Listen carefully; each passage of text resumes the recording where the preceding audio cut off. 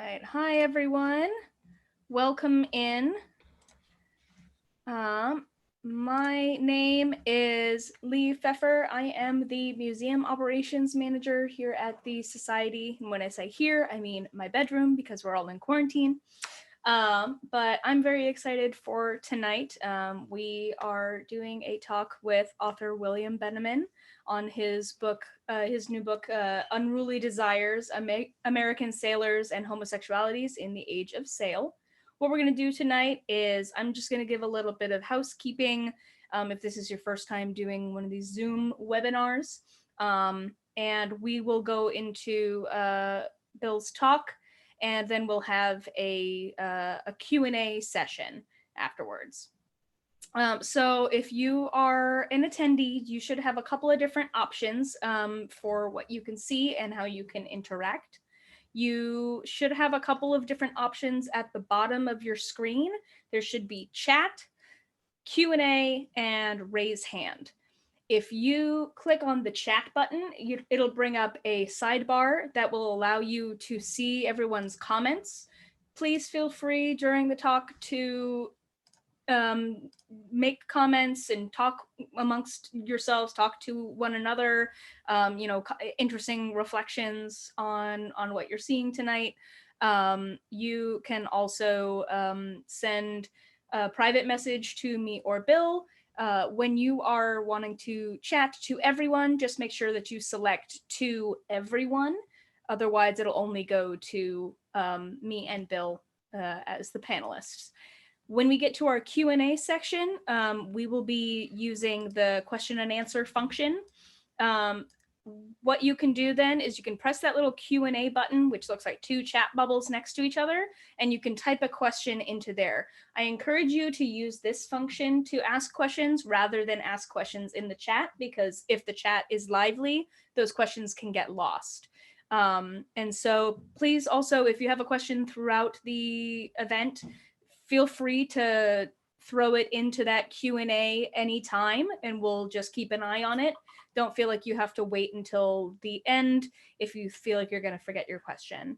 And then there's also the raise hand function. If you click that, that will show me, the moderator, that you have something that you would like to add and say. So when we get to the Q&A section and you would like to ask your question over the microphone as opposed to typing it, then we can do that as well. And with that, I would love to pass it over to our speaker for tonight. William Benneman is Archivist Emeritus for the School of Law at University of California, Berkeley. And he is the author of A Year of Mud and Gold, San Francisco in Letters and Diaries, 1849 to 1850. Male-Male Intimacy in Early America, and Men in Eden, William Drummond Stewart, and Same-Sex Desire in the Rocky Mountain Fur Trade. And I'm going to pass it off to you to talk about Unruly Desires and American Sailors, which is really exciting. Thanks, Lee. And thank you to the LGBT Historical Society for this opportunity to share some of my research. I really appreciate it.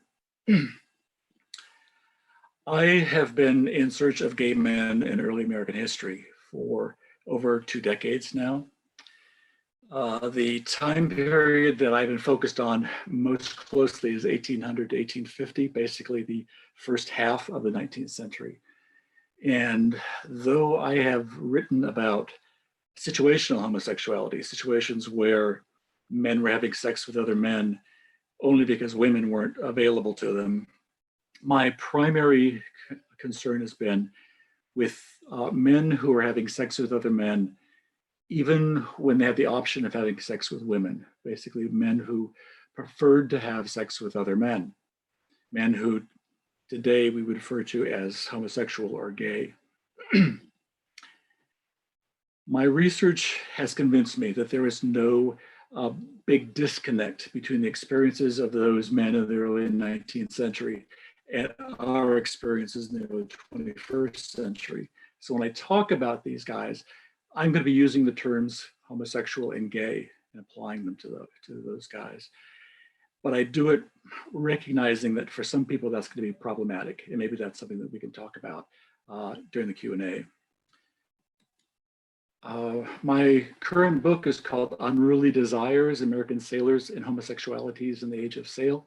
Homosexualities, plural, because I wanted to emphasize the fact that this was not a monolithic experience. There were many different ways of experiencing your sexual orientation for these guys, as there are for us.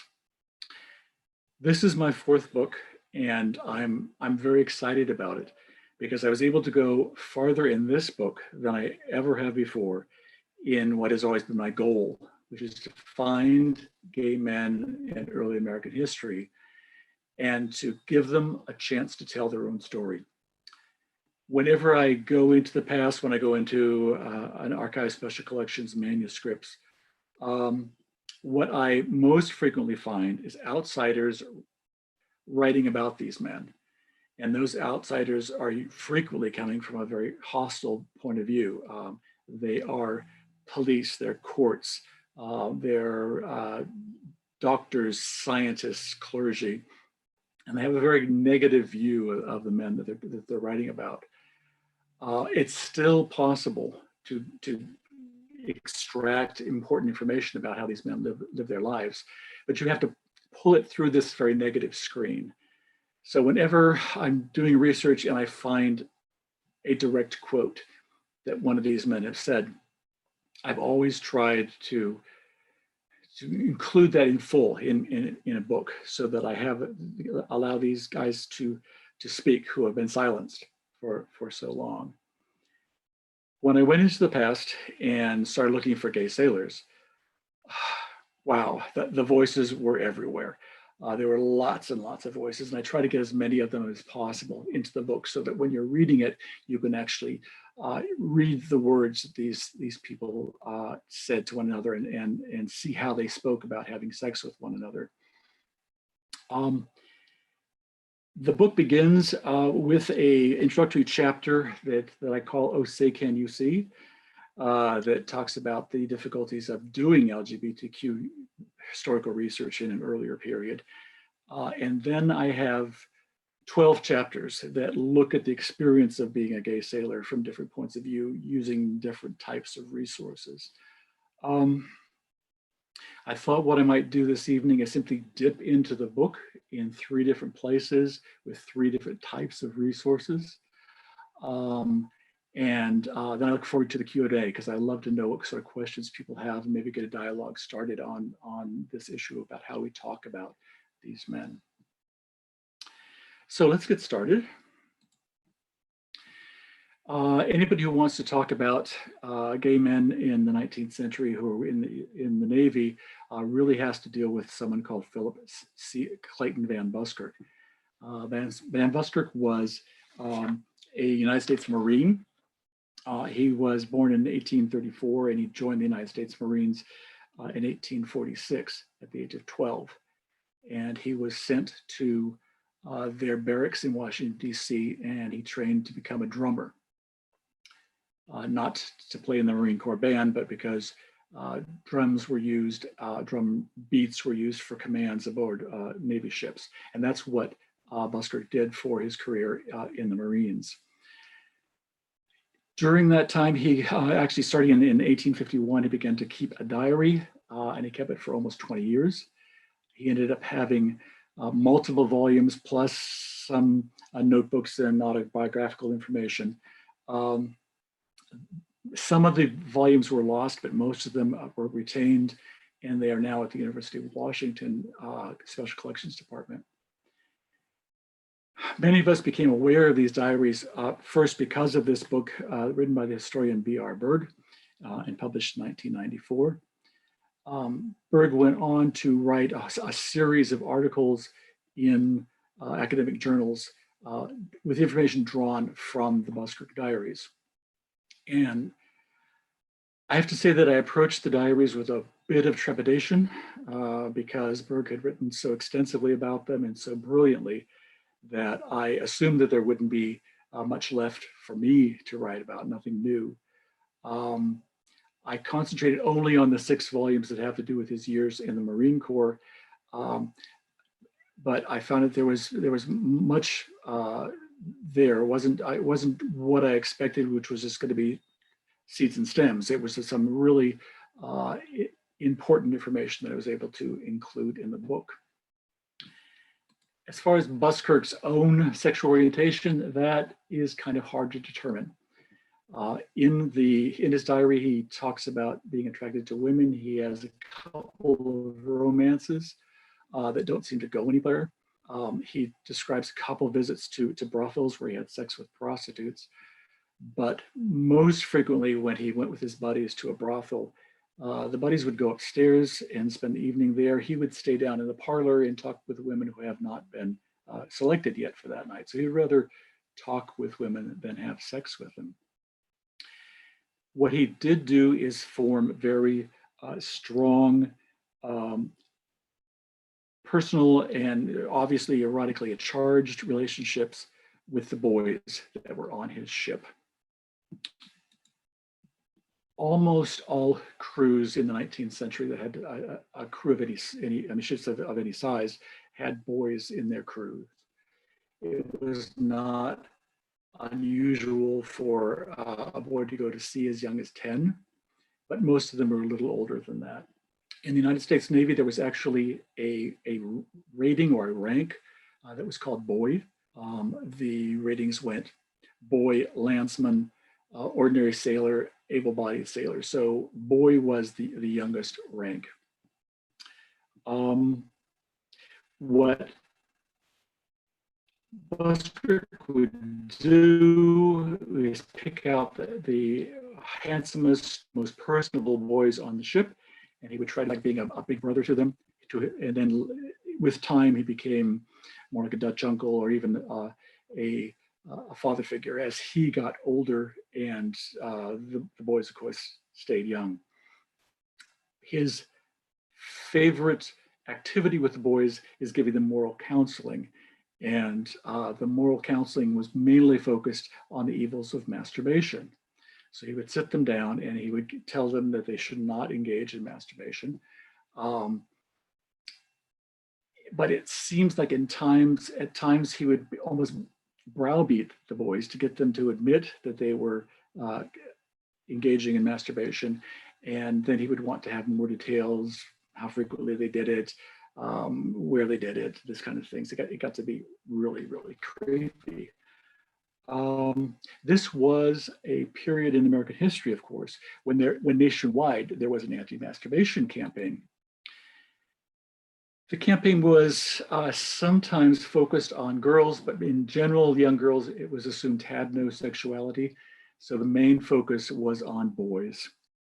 And it's almost impossible to pull up a conduct book designed for boys from the period that doesn't have a chapter that talks about the evils of self-abuse and the solitary vice. Boys were told that it would destroy their health, it would rot their brains, it would show on their faces so that their dear mothers knew exactly what sort of nasty things they were doing. Boys were told that the male body has a receptacle with a finite amount of seminal fluid in it. And if you ejaculate it all when you're 12, there'll be nothing left when you get older and want to get married and have children. So it was destroying your present and destroying your future. And of course, all of the sailors came from this sort of atmosphere. So it was very difficult to avoid the kind of indoctrination. Most of these men came aboard ship with this baggage of feeling guilty about engaging in masturbation. And yet here they were, most of them were in their teens and their 20s. They're at sea, there's no women available to them. There are limited options for sexual release. So sailors dealt with the problem of the solitary vice by making sure that it wasn't solitary. One of the most common practices aboard ship was mutual masturbation. Not everybody engaged in it, but it was widely done, and it was not seemed to see anything that was shameful or something that needed to be hidden. It was so common, the men even had a name for it. It was called going chaw for chaw. And most people on the ship engaged in going chaw for chaw. So many people were engaged in it that a very odd moral loop developed, where it was considered to be shameful to engage in solitary masturbation, but it was perfectly all right to give one of your shipmates a hand job. And this whole issue of this moral loop is brought out in the Buskirk diaries with a little dialogue that he had with one of his boys that he was mentoring. In this case, someone who was known as Boy Joe. Don't know anything about his last name, but again, Boy was a rank. There's no idea how old he was. But let me read from the book a passage about this. When Buskirk reproached one of his favorite boys about masturbating, Boy Joe vociferously denied indulging in the practice. Buskirk, you are mistaken in me. Indeed you are. I like ... too well to do that to myself. Buskirk replaced the objectionable four-letter word with 4 dots, but added a helpful footnote to his journal, equivalent to women. I'll let you decide what sort of 4-letter word was there. But Boy Joe continued to protest against the charge that he had masturbated. I acknowledge doing it for other men, but upon my word, I haven't done it to myself since I've been on the ship, except for once.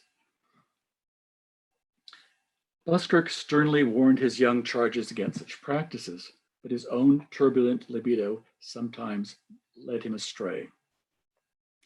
In the obscurity of last night, he wrote in his journal, at a time when my watch was on deck, one of the ship's boys placed himself by my side and persevered to no avail in some of his best endeavors to induce me to permit him to perform for me the horrible crime which I have so often inflicted upon myself. But I could not humble myself in his eyes, and I dread the weight of guilty example. So he found me, as he found me in previous attempts and never will find me, invulnerable. The boy doubtless departed with a humble opinion of himself and a high respect for my inaccessible virtue. He had no sooner gone than I inflicted upon myself the dreadful evil. 3 days later, Buskirk found his inaccessible virtue decidedly accessible. When I turned out at 4 o'clock, it happened that I encountered the boy daily, a most hardened and inveterate sodomite, under the boom cover. After a while, the boy insisted upon performing onanism for me. I objected to the crime, but permitted the most indecent familiarity, which I would only check at times when there would appear danger of its terminating in crime. But at the last of these times, I strived but was powerless to check the evil. The boy had me completely in his power. My struggle to free myself from his grasp only hastened the consummation of the evil. Thus bedeviled, I did not hesitate in the least to do for Daly what he had done for me. And ere daylight came, I had committed 3 different abominations, either which deserved death at the hands of the civil magistrate and are sufficient for my damnation. Buskirk does not give the age of the boy, but he himself at this time was 18. During one of his frequent bouts of self-criticism, Buskirk confessed to a long train of such moral lapses. I, the only son of a Secretary of State, have successively consummated with a vagrant, a soldier, a sailor boy, a petty officer of a ship, and over and over again, myself.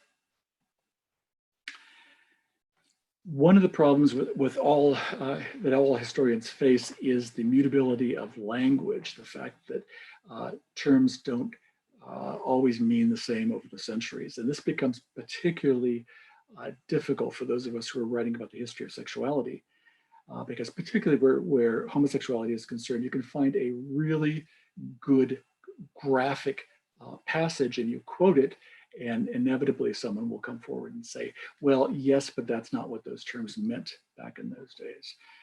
You're trying to impose a 21st century understanding on a 19th century act.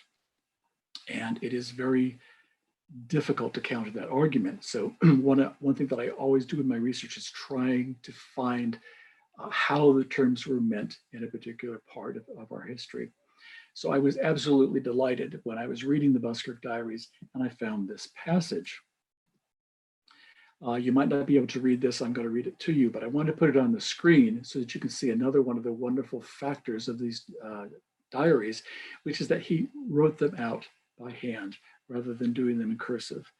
And he wrote so exactly that you can see when he goes into italics. It's really amazing. If you've ever struggled with deciphering somebody's handwriting when you're doing your research, finding something like this is an amazing treat. But this is what he says.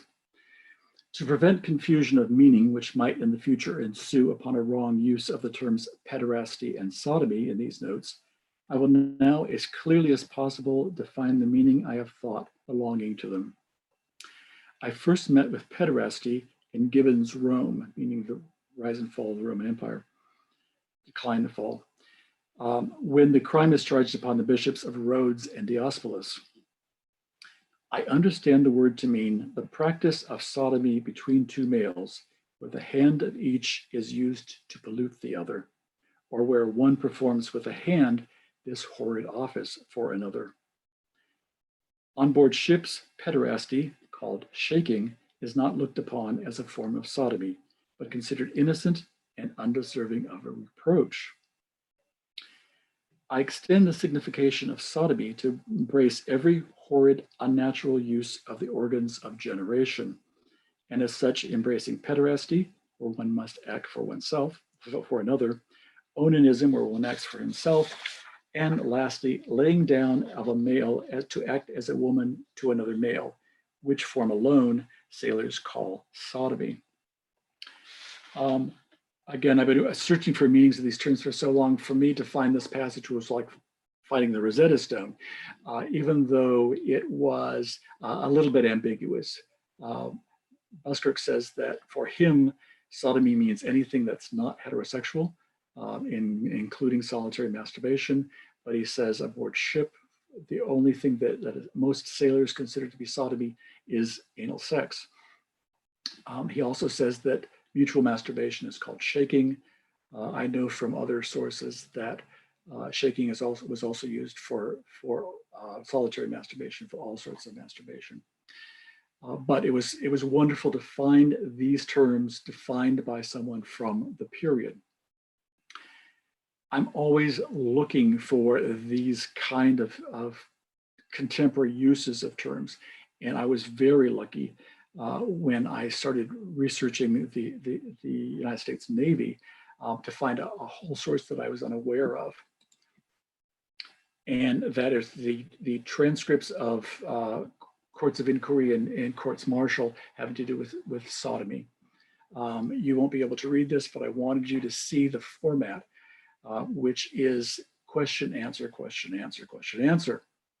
These are close to verbatim transcripts of these trials.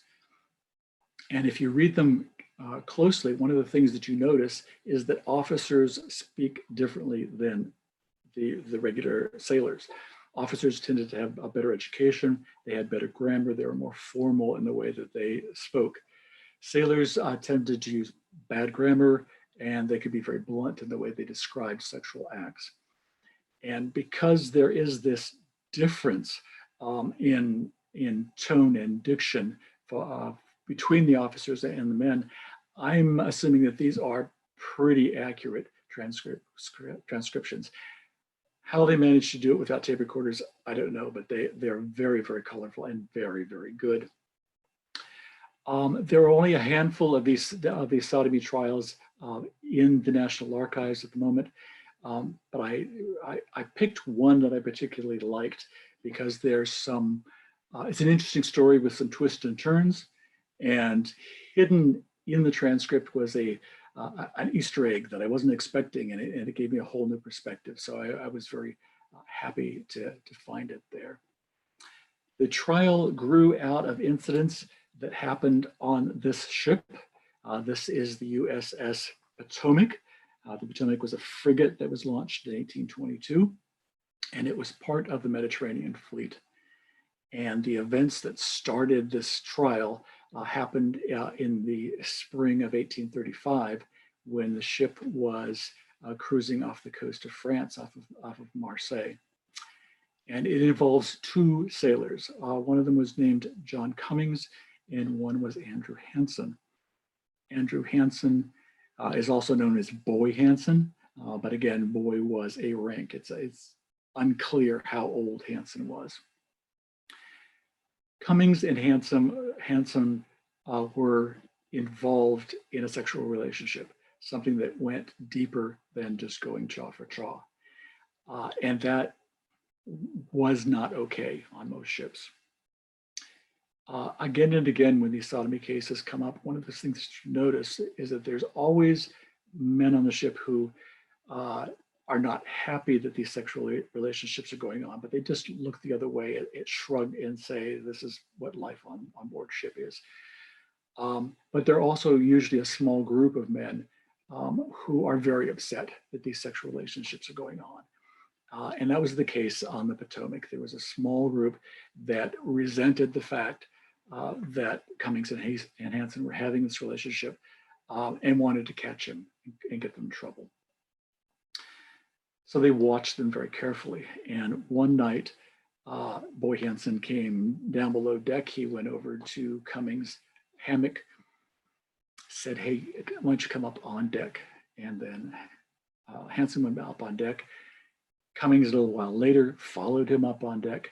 And the sailors that were watching him closely said, I bet they're going to have sex. Let's catch them. So they took a lantern and they lit it, and then they closed it up so it didn't give out any light. They snuck up on the deck between guns 3 and 4. When they saw what was going on, they opened the lantern, shone it on the guys, and caught them in the act.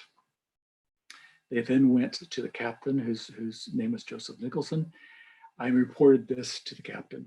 The captain then assigned a small group of petty officers to look into the matter and to submit a report to them. The petty officers interviewed a number of different sailors. Most of their testimony is pretty repetitive, but I'd like to read one passage to give you an idea of the type of things that you can find here. This is the testimony of a sailor named William Lotar, who is one of this ring that was out to get Cummings and Hansen. And this is what he submitted as his testimony. Myself and Joe Bliss were sitting together on the carpenter's workbench, and we seen the boy Hansen come down the ladder and go to Cummings' hammock and said something to him. Cummings beckoned for the boy to go forward. The boy went, and Cummings turned out, went on deck, and went forward and came down the scuttle, forward the foremast, and went to where the boy was between two guns. In about 10 minutes after, I got a light from gunner's mate Smith and went between the guns, where I found Cummings sitting on a shot box with the flap of his trousers down, and the boy sitting in his lap with his trousers down. When the light was opened, the boy got up from his lap, hauled up his trousers, and ran. And Cummings went aft to his hammock and would not speak. But when he got into his hammock, he covered his face with his arm. And when spoken to in his hammock by Joseph Saunderson, he said he was not doing nothing to the boy, but only talking to him. Saunderson pulled his arm from his face. I love that detail that Cummings put his arm over his face and Saunderson pulled it away. It's a type of detail that you wouldn't make up. And it sort of convinces me that this was an accurate description of what happened that night. Cummings and Hansen were found between the guns. It was very difficult to find a private place on one of these ships. They were crowded and they were small. It was okay if all you were going to be doing is going chaw for chaw, but if you wanted to get more intimate with your sexuality, you really needed to have some privacy. And again in these sodomy trials, it turns out that the event took place between the guns. So this seems to be a very common place for people to go. The petty officer's report was submitted to Captain Nicholson. He read it, realized that they could not charge Hansen and Cummings with sodomy, because to do that you had to prove penetration and emission, which they couldn't do. They had interrupted them too soon. But what the petty officer said is that they weren't engaging in sodomy; they were intending to do it. So what the captain decided to do was to punish them with the standard punishment of the United States Navy for anyone who was caught engaging in sodomy. And that was to be kicked off the ship. That was it. No other punishment. If you were in the Navy, you got kicked out of the Navy in the process of doing that. This is really extraordinary if you look at what was going on in the Royal Navy at this point, the British Navy. In the British Navy in 1816, aboard a ship called HMS Africaine, there was uncovered what has been described as a homosexual ring. There was a large group of guys who were having sex with one another in different combinations. At the end of that hearing, the captain sentenced 2 of the guys to 200 lashes with a cat and nine tails. That was enough to kill somebody. 4 of the men he had hanged from the yard arm. In Britain, in the Royal Navy, between 1810 and 1815, 20 men were hanged for sodomy. Britain was still hanging sailors for sodomy in the Royal Navy until 1829.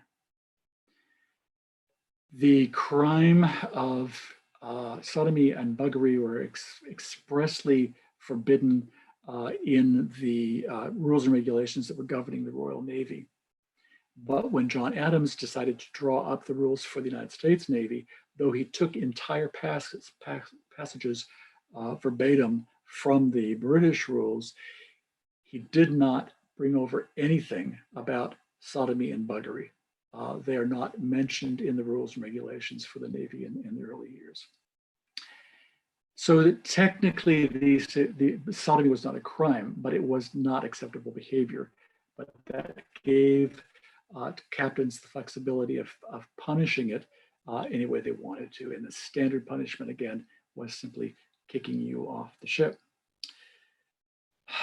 The captain didn't, the captain decided that he would kick the guys off the ship, but just to be mean, he decided what he would do is kick Cummings off the ship where they were, which was docked in the Bay of Naples. He was going to kick him off in Naples, but he was going to keep Hansen on the ship until he got to the next port, which was Minorca, and kick him off there just to break up this gay couple. Cummings and Hansen did not want that to happen, so they decided to play their ace in the hole. Their ace in the hole was the fact that Hansen had also been having sex with a man named Lieutenant Owens, Owen Burns. Burns was an officer aboard the ship. He had some power over the sailors. He had coerced Hansen to give him hand jobs on a regular basis. And it's unclear how many people on the ship knew this was going on, but Cummings and Hansen decided to spread the word over the ship in hopes that the whole thing would blow up and all of them would be kicked off in Naples.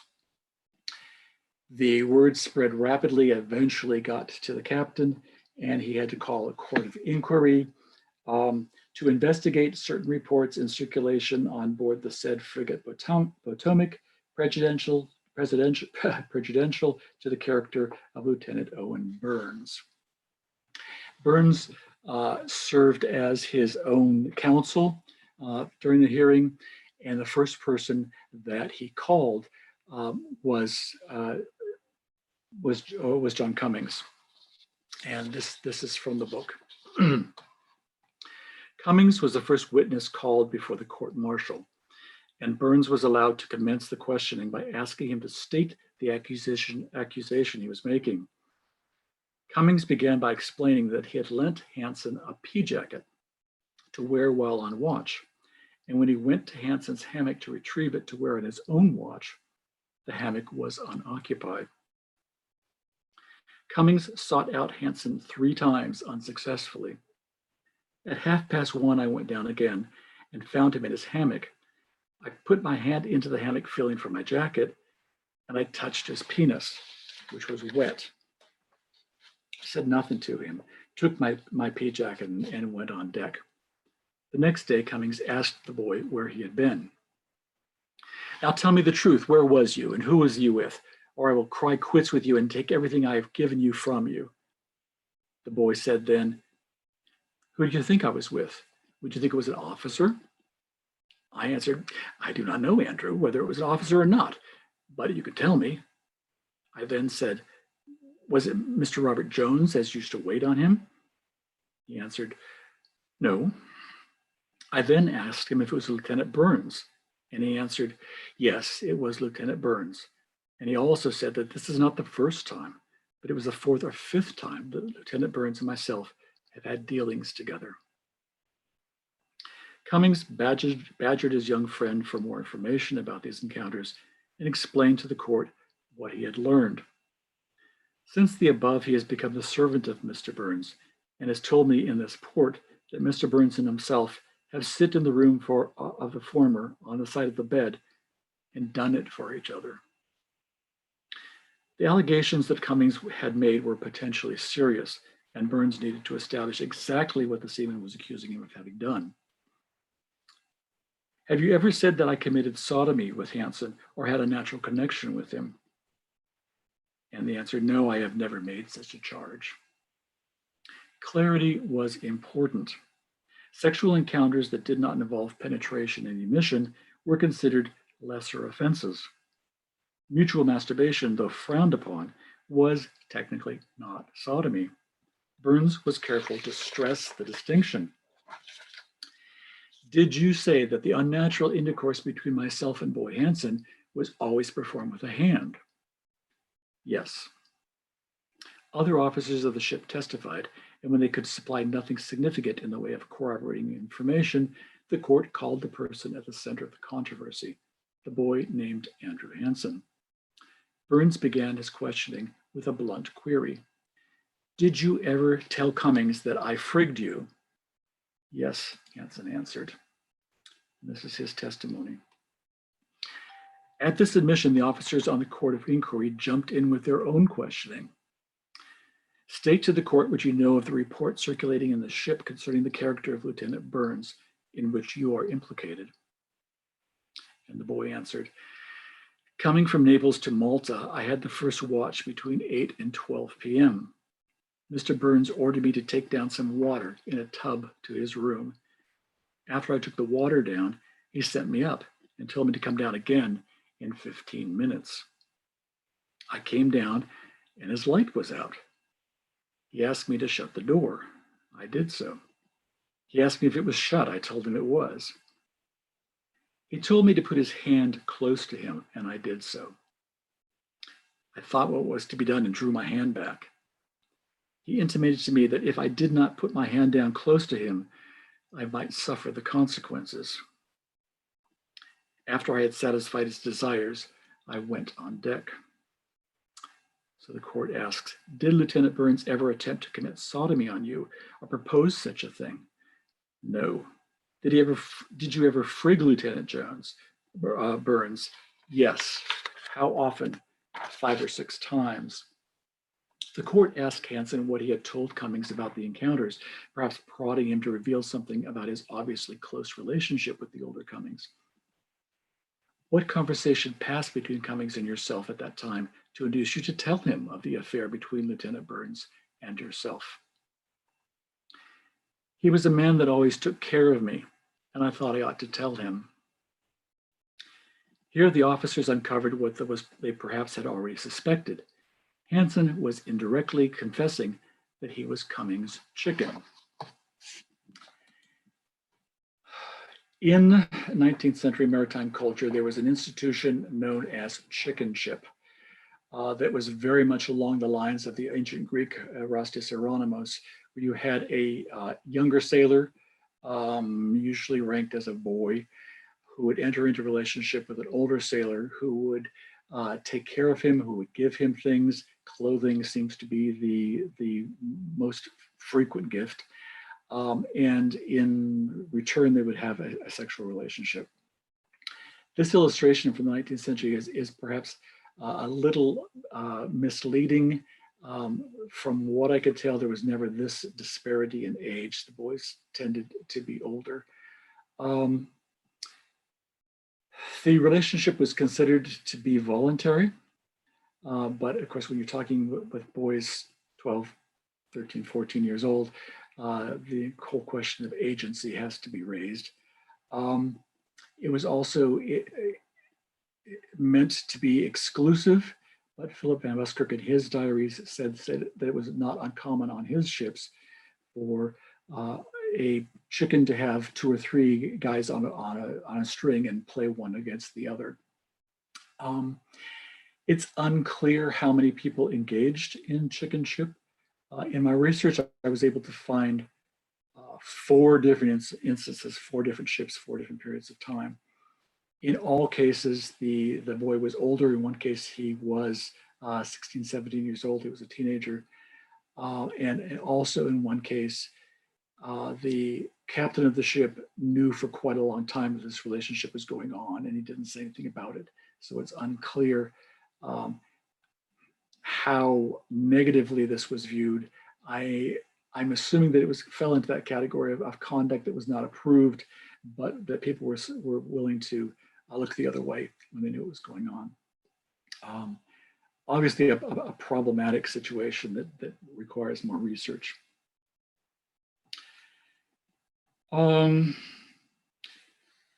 The court-martial aboard the Potomac took a full 2 days, and then the panel of judges retired, and they wrote up the report to send to the Admiral of the Fleet, who was Commodore Daniel Patterson. They knew that they could not convict or accuse Burns of sodomy. Nobody was saying that there was ever any penetration or emission, but they were very unhappy with what he had done. They didn't like the idea of him having sex with one of the boys.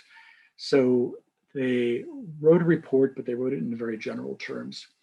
And they sent it to Commodore Patterson with the idea that perhaps it would trigger a full court-martial where all of the accusations could be made against him. Theirs was just a court of inquiry. But their report was very vague, hardly said anything, and ended with a passage that said, "We now approach the subject with diffidence and with great regret, as we are led to believe that Lieutenant Burns must, from his conduct, have laid himself liable to improper impressions, as well as improper remarks from those of his inferiors who have forbidden to approach him to discharge their domestic duties. And we take leave to observe that an officer ought at all times, in our opinion, be placed above suspicion or a shadow of reproach." They sent this off to Commodore Patterson. He was reluctant to proceed with any accusations. He didn't like the idea of this blowing up, of the information getting out that his officers were having sex with boys on the ship. He wanted something stronger from the officers of the Potomac before he was ready to go forward. So he just sent the report back to them and said, you need to say something more definite about this. The panel met again. They rewrote the report. They got rid of some of the euphemisms. They started using the word masturbation in it. But when it came to the final push to really say something negative about one of their fellow officers, they punted. And they sent the report back to Commodore Patterson. He took a look at it, decided that he couldn't go forward with this. He could say definitely that Lieutenant Burns was not guilty of sodomy. And so he made that statement that he is not guilty of sodomy, sent him back to duty on the ship. This wasn't what the officers on the ship wanted.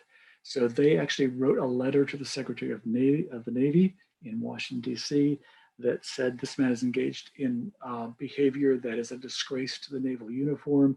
It is conduct unbecoming an officer and a gentleman. He should be kicked out of the Navy.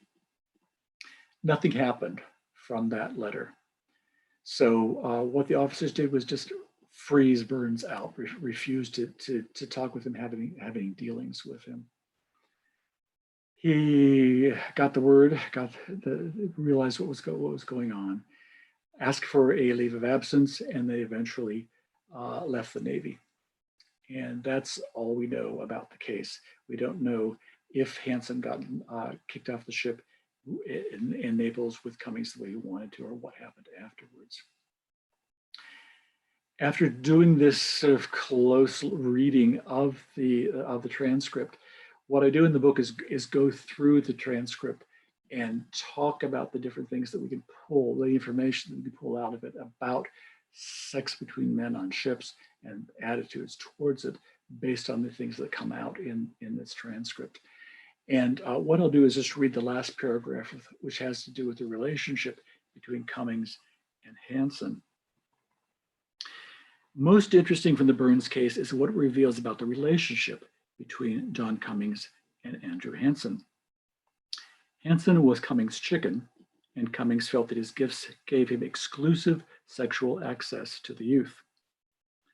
On Hansen's part, however, it is difficult to view this as merely a commercial relationship. On the night the two lovers were interrupted in flagrante delicto, it was young Hansen who had gone to Cummings' hammock and urged him to come on deck. And while the encounter might seem less than romantic, sitting on a shot box between guns number 3 and number 4, we should not allow the petty officers to set the scene.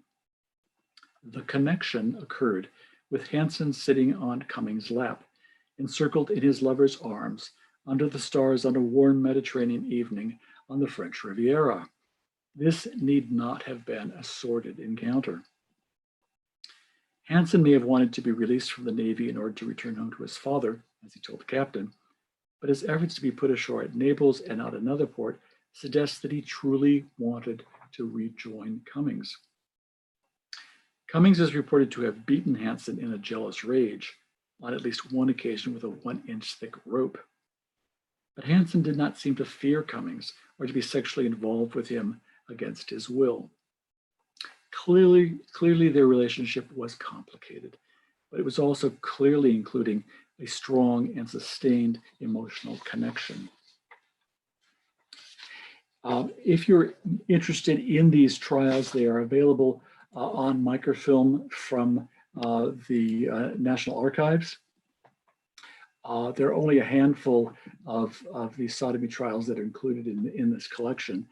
I wrote about them in general in my book, Male Intimacy in Early America, but an earlier treatment and a better treatment is in this book called Rocks and Shoals, Navy Discipline in the Age of Fighting Sail by James E. Vail. A very good book, and I highly recommend it. So we've dipped into the book in 2 different places, looked at 2 different sources of information, from my personal diary, from transcripts of a court of inquiry in the Navy. But there were many ways that sailors could speak. One of the most eloquent was through their tattoos, through their own bodies.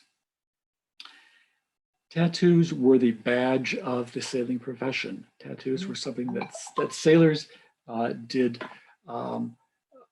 to their bodies that soldiers did not do. There was a distinction between the 2 groups. Tattoos first became associated with sailors when James Cook returned from his voyages to Polynesia in 1768 to 1779. Some sailors were tattooed while they're in Polynesia, more did it themselves once they came back to Europe. They had none of the skill or the aesthetics that the Polynesians had, so their tattoos were pretty amateurish, pretty crude in all meanings of that term. This was, of course, not the first time that tattooing was done in Europe. It had been done in Europe for millennia.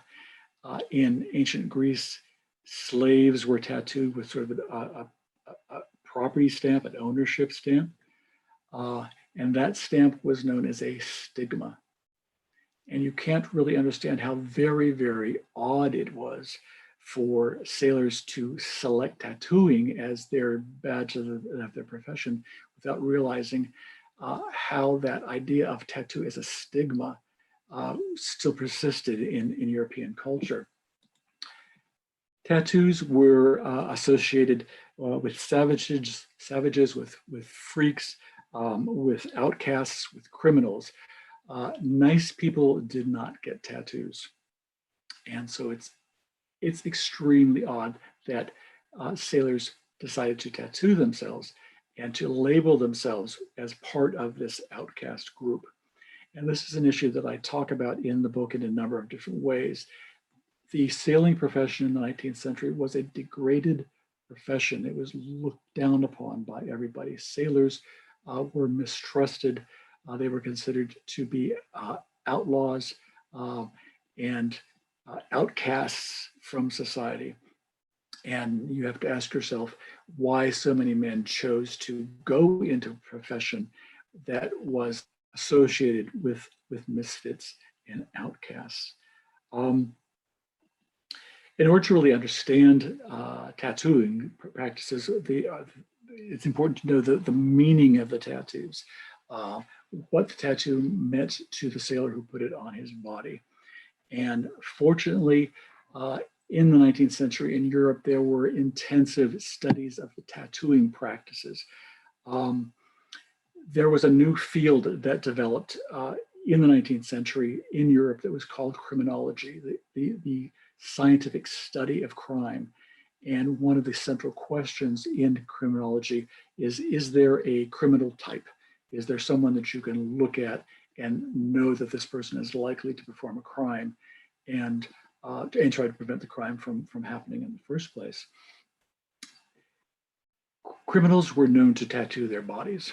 And so what criminologists wanted to know is what those tattoos meant. And these studies went on in various places in Europe, but they went on intensely in France. In fact, the French government sent out a circular to all the wardens of all the prisons in France and said, do a survey of the tattoos on the inmates in your prison. Send us drawings of what the tattoos look like, but most importantly, talk with the men and women in your institutions and find out why they got these tattoos, what the tattoos meant. At the same time, simultaneously, but a totally separate issue, the French Navy was getting concerned because tattooing was exploding through the Navy. Everybody was getting a tattoo, and they were all done by amateurs. Many got infected. There were men who were put out of commission for weeks or even months at a time. Some people even died from the infections from the tattoo. And this really worried the Navy brass. And so they sent out a message to the commanders of all the different fleets and said, do a survey of the sailors under your command and find out what tattoos they're using and ask them what the tattoos meant. So you have got these two government-sponsored surveys going on of the part of the French population that was most heavily tattooed. All of this information was sent to Paris, where it was compiled and analyzed by criminologists, anthropologists, social scientists, and many reports were written based on this information.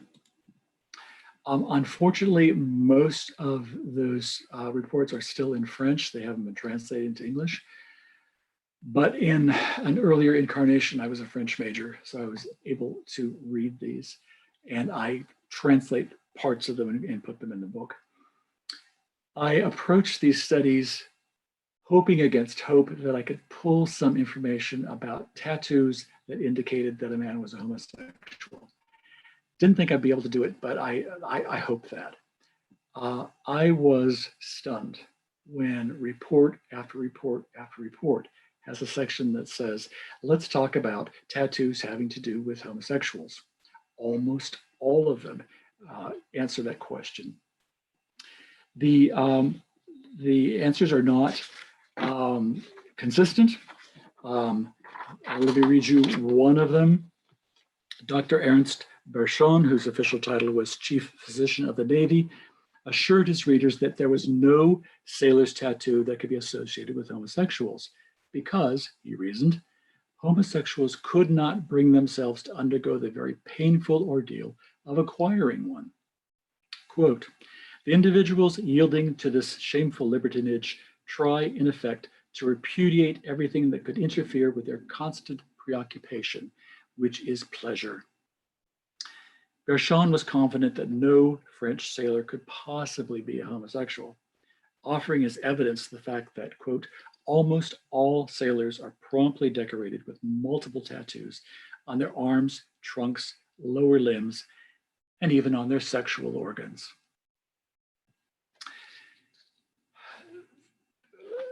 Bershon was one of the few men who said that there was no such thing as a homosexual tattoo. Lacasagna, whose report I have in front of you, said very definitely that there was a whole group of tattoos that would indicate that a man is homosexual. This is what he wrote. Here is a description of 12 tattoos collected from homosexuals, and which, from the special point of view, have a certain importance. 4 times there were interlaced hands. 2 times the interlaced hands were surmounted with initials. Below, friendship unites hearts. Hands holding a pansy. Over and above were initials. Hands holding a dagger with the inscription, to life, to death. 4 times there were initials below a flaming heart or a pansy with the word friendship.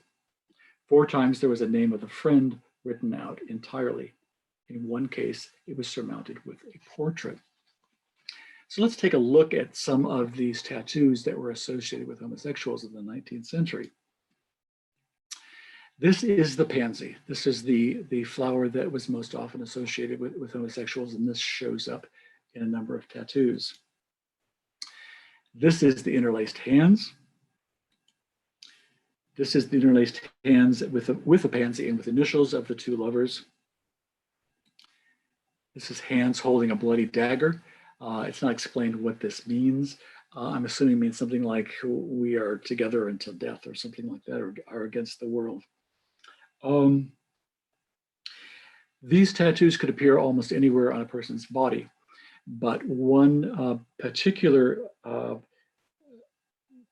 indication that someone might be a homosexual was if he tattooed his genitalia. And let me read a passage of that. After extensive research, Charles Penier was prepared to make a strong statement. No matter what the emblem, boot, anchor, graveyard cross, ring, medallion, or star, a tattoo on the penis is a sign of homosexuality. The problem with this is it's not always easy to read some of these diagrams. And these 2 diagrams, it looks like both of these men have tattoos on their penises, but it's not clear what it is. The one on the right, it looks perhaps like he might have a snake on his. But okay, you were a sailor in the 19th century, you're queer, you want the world to know about it, at least the part of the world that sees you with your clothes off. You want to pick a tattoo that very clearly states who you are, what you're into. What tattoo do you pick? There is one tattoo that comes up again and again in these reports as sort of the quintessentially queer tattoo, and this is it. A boot on the penis. This is what was written about it. Homosexuals sometimes carry a boot on the back of the penis, wrote Edmond Locard. I wondered about it. It depends on this ignoble play on words. Je vais te foutre ma botte au cul. I am going to fuck you with my boot in your ass. Pardon my French. It is sometimes difficult to figure out who has this boot on their penis. This man may have one, but it looks something like a pineapple, so I don't know.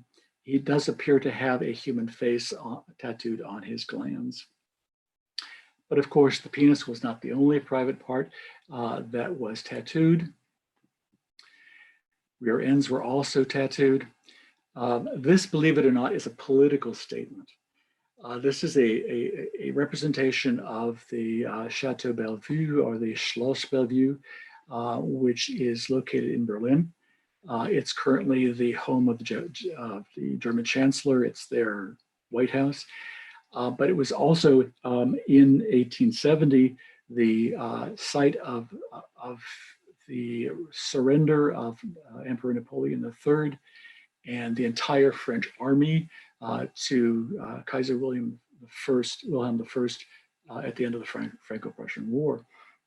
So what this man is saying is he's inviting red-blooded Frenchmen to revenge this dishonor of the French nation by assaulting the castle. So that's what that means. Like Asanya wrote about tattoos on a man's rear. On the buttocks, lewd subjects, winged penises, penises with sails, an eye on each buttock, a serpent pointing towards the anus. On each buttock, a zouave soldier holding a bayonet and supporting a banner with the inscription, "No one enters." Most of the criminologists that became well known in 19th century Europe have been forgotten at this point, but there's one man who is still taught in schools of criminology today. Is Italian, named Cesare Lombroso. Cesare Lombroso wrote a classic book called L'uomo delinquente, the criminal man, in which he investigates this question of, is there a criminal type? And lots of the book is devoted to the question of tattoos. Are there tattoos that you can tell something about a man from? And the book is filled with illustrations. And this is one of the better ones. And what's particularly nice about this one is that Lombroso says that the gentleman on the left and the headless gentleman on top in the middle, number 1 and number 2, were both former sailors, and they were both known homosexuals. So he writes about these two men, and he gives sort of a tour of their tattoos. The gentleman on the left, he identifies only as RS. RS of Naples, convicted of destruction of military property and a recidivist, and covered with tattoos. On his chest, to the right, he has several pansies, a symbol used by homosexuals, in a vase. On the left, I will love to my grave, NP. On his shoulders, a two-headed eagle, etc.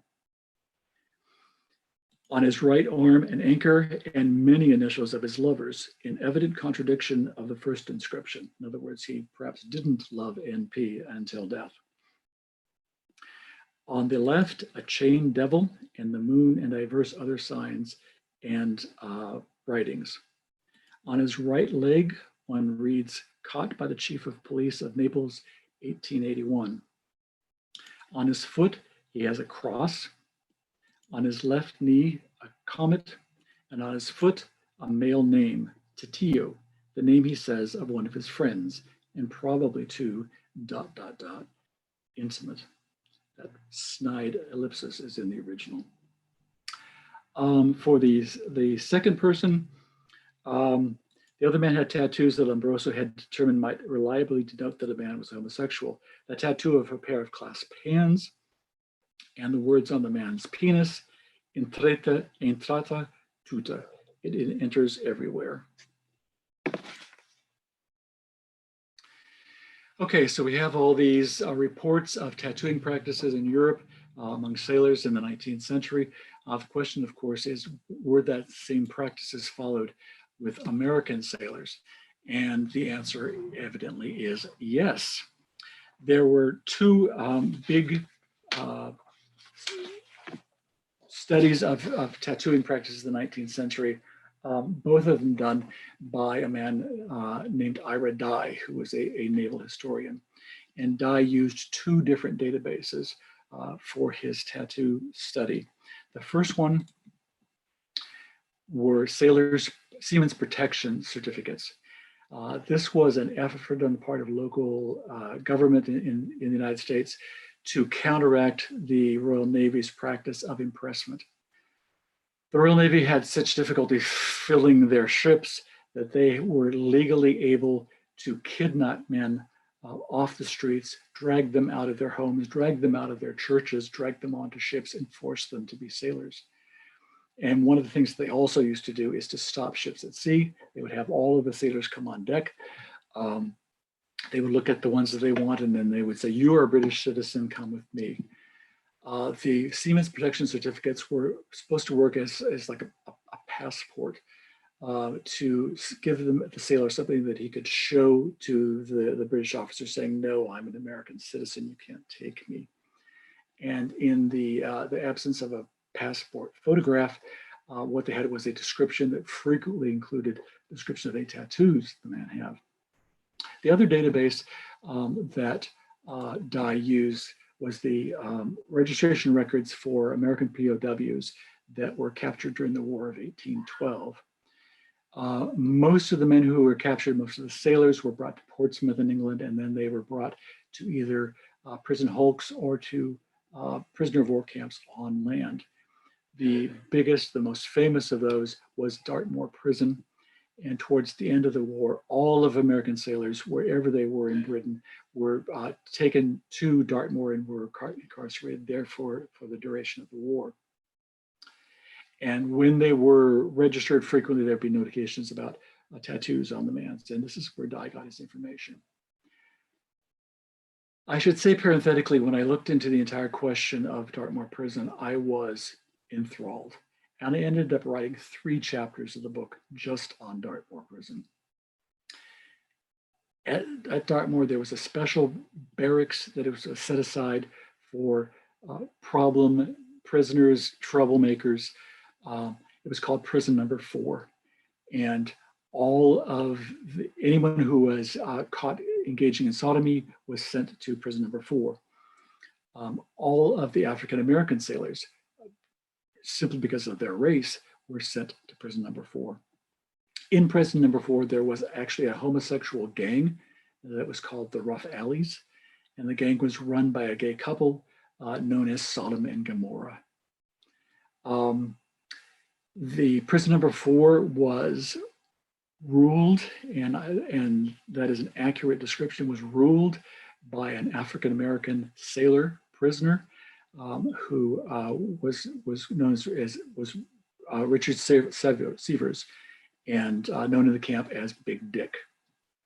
And Big Dick was such a colorful character that everybody who wrote about their experiences in Dartmoor Prison wrote about Big Dick. And he had a very colorful career after the War of 1812, and I write about him extensively in the book. But back to tattoos. Dye includes in his description of sailors' tattoos a category that he labels as things of love. Here, presumably, would be included the iconic tattoo of linked hands holding a pansy, but he found no such image. His list includes hearts, linked hearts, hearts and darts, hearts and arrows, hearts with initials and or dates, a bleeding heart with a bowl to catch the blood, hearts on pedestals, 2 hearts with the words yours and mine, and hearts with doves. There was no mention of pansies or indeed of any flowers at all.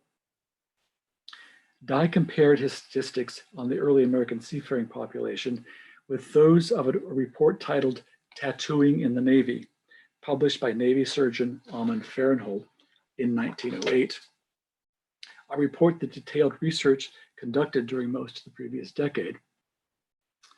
In a side-by-side table, Dye shows that the tattooing practices in the early 20th century Navy closely paralleled those in the early 19th, with the exception that Fahrenhold includes in his statistics 7 tattooed sailors' penises.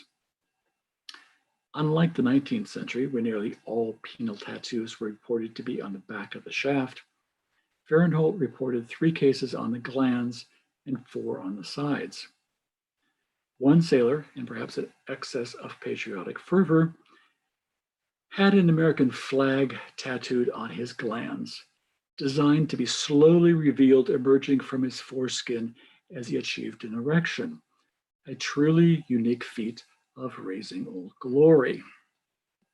So we have these two studies, one done of tattooing practices at the end of the 18th and the beginning of the 19th century, one done for tattoos at the end of the 19th and the beginning of the 20th century. But that leaves lots of decades in between that no one has ever studied. So I was very pleased to run across a reference to the Navy rendezvous enlistment records. From 1855 to 1891, the most effective recruitment tool of the Navy was setting up what they called rendezvous offices. They would set up an office in a coast port, in either both the East Coast and the West Coast, or river ports like Cincinnati and St. Louis. And they would try to get local men to join the Navy. When you enlisted, your name was added to a sheet like this, which was called a return. The sheet included the sailor's name, his hometown, previous occupation, eye color, hair color, age, and then the last column, which you can't really see here, somebody has crossed out what was printed on the sheet, which was future history to be filled out by the Navy Department, and is written in permanent marks and scars in that place. That written in permanent marks and scars starts appearing in 1863, and it appears in just a couple of the recruiting depots. And then finally the Navy worked through all of the sheets that had already been printed a set of new ones, and on the new sheets, that last column says permanent marks and scars. And in that column are listed any tattoos that were on the men. There are 35,000 images like the one that's on the screen at the moment, and they represent 109,000 individual enlistments. The good news is that these have all been scanned and they're available online readily. The bad news is though they've indexed the name column, they haven't indexed the tattoo column. So I had to read through all of them. It took a month and a half, but I did it. And it turned out to be just a gold mine of information about the tattoos that were on sailors during the middle of the 19th century.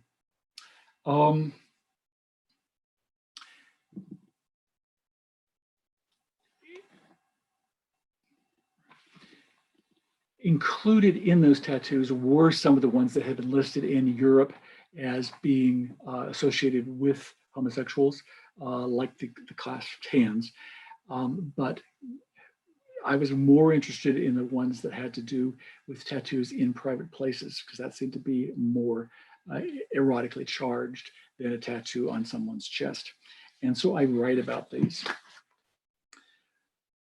For more suggestions of a homosexual orientation, we must rely on the writings of 19th century European observers, or focus instead on the placement of the tattoos.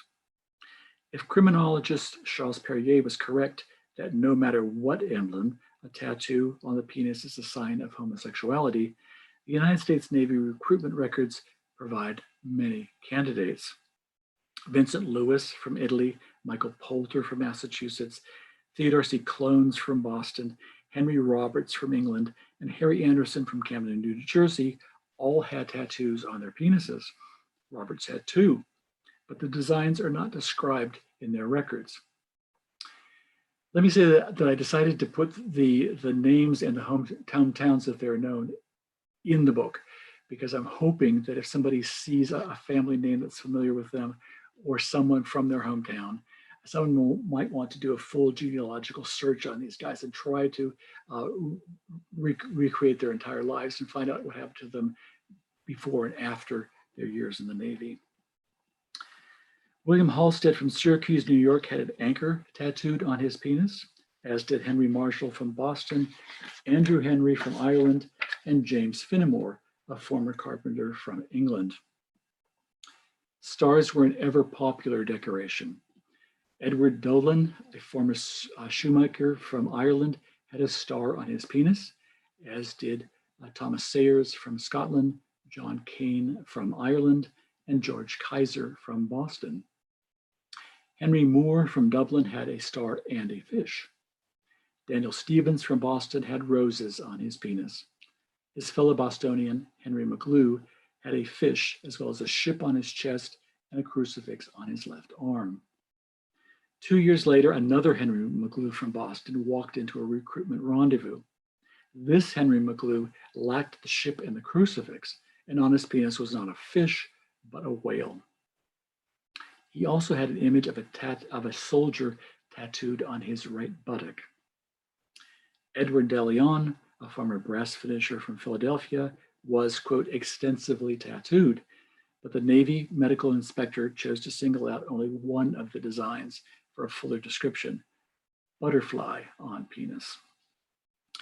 I follow up this discussion of sailors' penises with a detailed historical analysis of sailors' rear ends, but I'll skip over that part of it.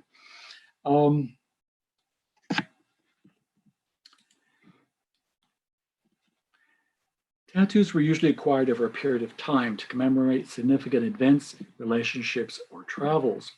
For this reason, they tended to be individual elements scattered over the body with little overall coordination. But at times, a more elaborate effect was desired. Edward Barnes, a 30-year-old former fireman from England, decorated his torso with a design described as path of fox and hounds on each side.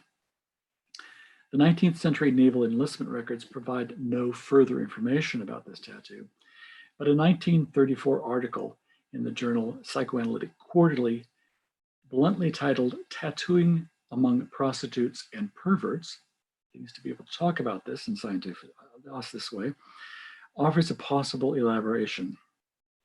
The author describes a tattoo on the back of, quote, a passive pederast, a sailor of an American windjammer, which is displayed a row of very lifelike red foxes running full speed down his spine, with the first fox disappearing into the rectum. And a variation on another man, a pack of hounds on a sailor's back, representing chasing after a rabbit who is disappearing between the buttocks, only the rabbit's hind legs being visible. The article also mentions a similar complex design, this one with a more appropriately nautical theme. A full rigged ship on the soldier's chest, with its anchor going down and across the waist and attached to the anus. Perhaps the most overtly homosexual tattoo of any recruit listed in the rendezvous records could be found on Charles D. Moore, a 23-year-old former bricklayer from Indiana. Moore had the words "ticket office" tattooed on his lower back, with a drawing of a downward pointing arrow directly above anus. The Prostitutes and Perverts article describes a similar decoration. An American sailor had a tattoo arrow on his back along the spine, pointing to the anus, and an accompanying inscription reading, "For men only." Another man, who pandered to pederasts, had on his buttocks two inscriptions: "Open all night" and "Pay as you enter." It should be noted that despite the provocative and explicit advertisement of his proclivities that his ticket office tattoo presented, Charles D. Moore was welcomed into the United States Navy on the 29th of December, 1864. So there are three dips into the book, using different resources as sources of information. I've closed the book with a chapter that tries to integrate all the various information that I have presented, and I draw parallels between sailors from the War of 1812, gay sailors, and the type of gay sailors from World War II that Alan Barabee wrote about in his amazing book, Coming Out Under Fire. what I want to stress is that there is a continuity there. There is no great divide between these two groups of sailors. LGBTQ people have a long, rich history. We are a persistent people, and we do go on. Thank you.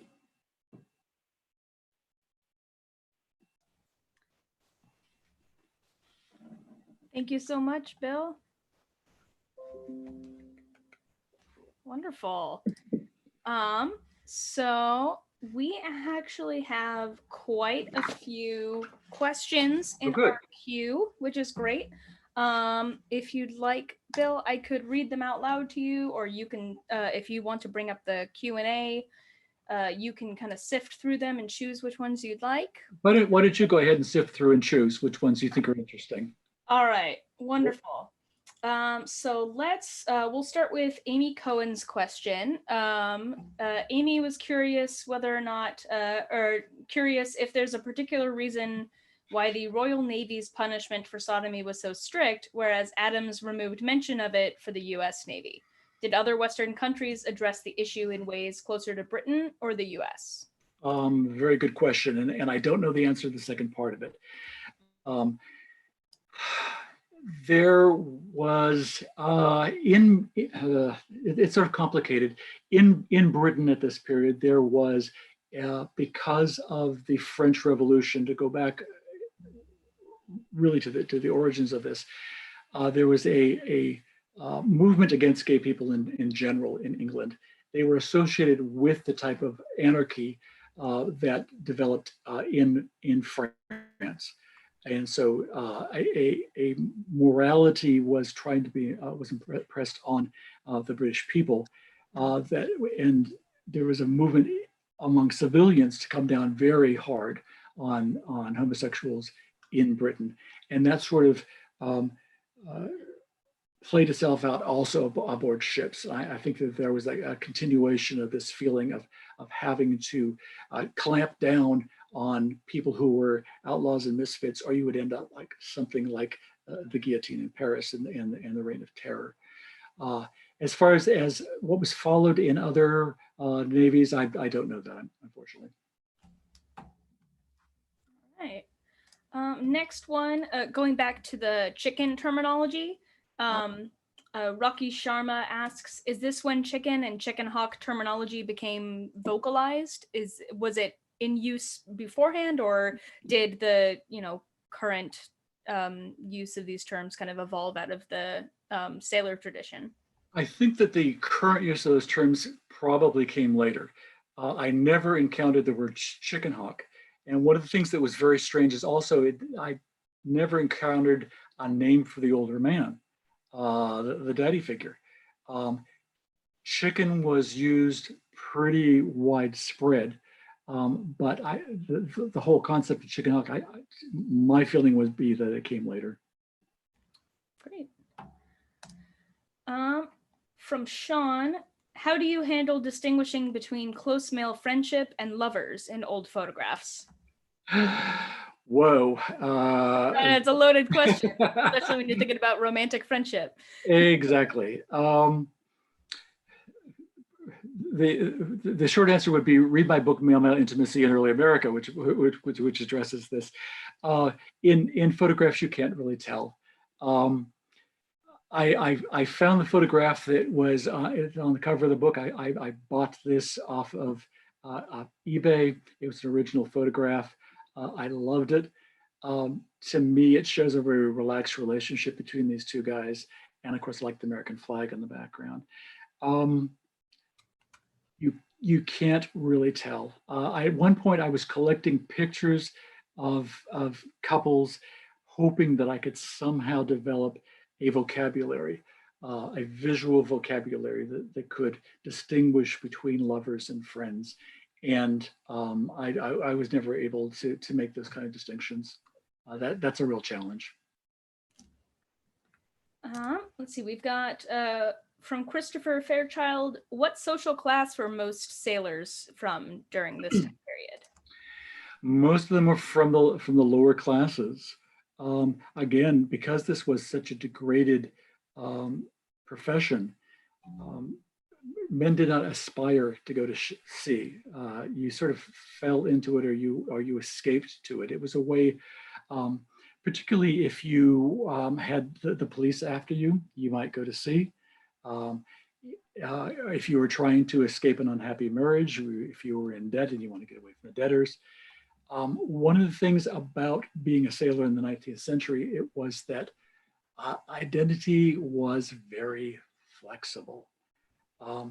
You signed on for one particular sailing and not for a period of time.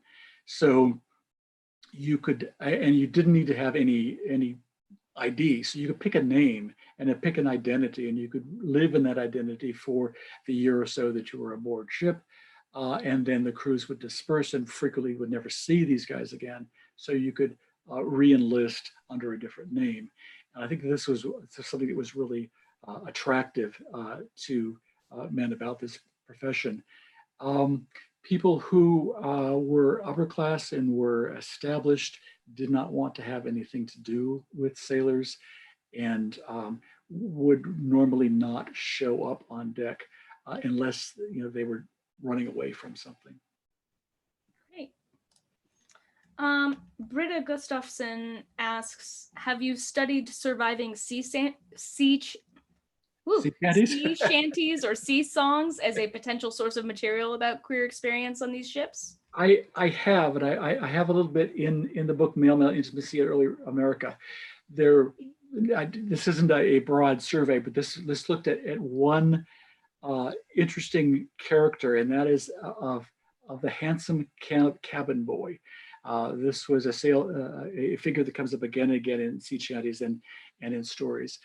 And for those of you unfamiliar with the story, it's usually it's a young girl or a young woman who wants to go to sea.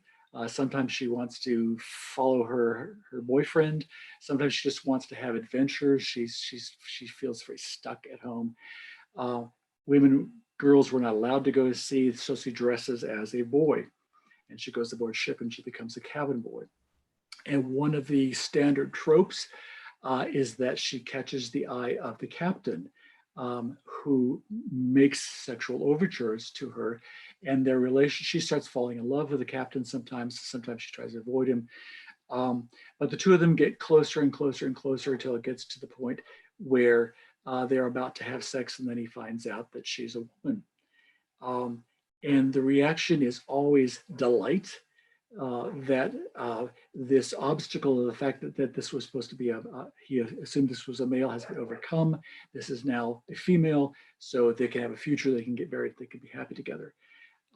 One of the things that I write about that's really bizarre is that in nowhere in any of these does the captain ever say, wow, I feel strange that I'm sexually attracted to a boy. I shouldn't be doing this. And that sort of indicates to me that being sexually attracted to a boy was not something that people particularly worried about. It was just that it was wonderful when the boy turns out to be a girl, because then you could do something. I really like that story. That's really interesting. Do you know, another one from Britta, do you know where or how the symbology of pansies started for gay and queer people? I don't. The word pansy is from the French pensée, to think. So it's like a forget-me-not. That's the sense of the pansy. But I was never be able to pin it down for why homosexuals in particular pick that flower. Mm-hmm. There is, Britta, if you're interested in learning more about that, there's an article by an author and a freelance writer, a queer historian named Sarah Prager, on the history of 4 queer flowering plants. And she goes into pansies, carnations, violets, and I can't remember what else, but there's some really, really interesting history of some queer symbology, especially when it comes to flowers. So yeah. Let's see. We've got, were the tattoo signals that you were talking about only present in the French Navy, or did the Americans employ them as well? They were in all navies. They show up in the studies. As I mentioned, France was not the only place that was doing the studies. There's some very good ones that were done in Germany. Of course, the ones in Italy that I talked about. There's some also in Belgium, a couple of reports. And they do show up on American sailors, but sort of a limited one. The class Pans is one of the big ones. Mm-hmm. Great. And frequently in French, the class Pans, as I said, it says friendship. It says amitié over the top of it. On the Americans, it would actually say friendship rather than the French word. Great. And then what was the punishment for sodomy in the US Navy during the period of the Spanish-American War? Was it still as severe as in the first half of the century? How did it evolve? Well, in the first half of the century, it was not severe in the United States Navy. The only penalty was being kicked off the ship. Right. And in many cases, that's exactly what the guys wanted. Although there is one case that I talk about where a man and his chicken evidently had a fight. The chicken wanted to leave the Navy. The older sailor did not want to. So the younger man set him up to have sex on the deck of the ship and to be discovered. And so they were both kicked out of the Navy, including the older man who had taken this as his career and wanted to stay. I also look into commercial maritime. In commercial maritime, there were a couple of cases where men were flogged in addition to being kicked off the ship or instead of being kicked off the ship. Although in the United States Navy and in the merchant maritime, the flogging was restricted to 12 lashes. That's all you could take. There was none of this 200 business. All right. Well, I think that is all the time that we have for questions. I want to thank you so much, Bill, for your talk. There's so much history in here. Please go out and get, well, not go out because we can't, but order Unruly Desires, and Bill, it's available on Amazon in both the paperback and as an ebook. There you go. And we look forward to seeing more of you at more of our online events. Our next one with the Society is on Wednesday, the 20th. It's another one in our Fighting Back series. And that one is going to be focused on getting all of my dates mixed up here. That one, I believe, is going to be on housing insecurity and public health. So thank you so much, everyone, for joining, and stay safe, stay healthy, and wash your hands. Thanks. Thanks, Lee. Thank you, Bill.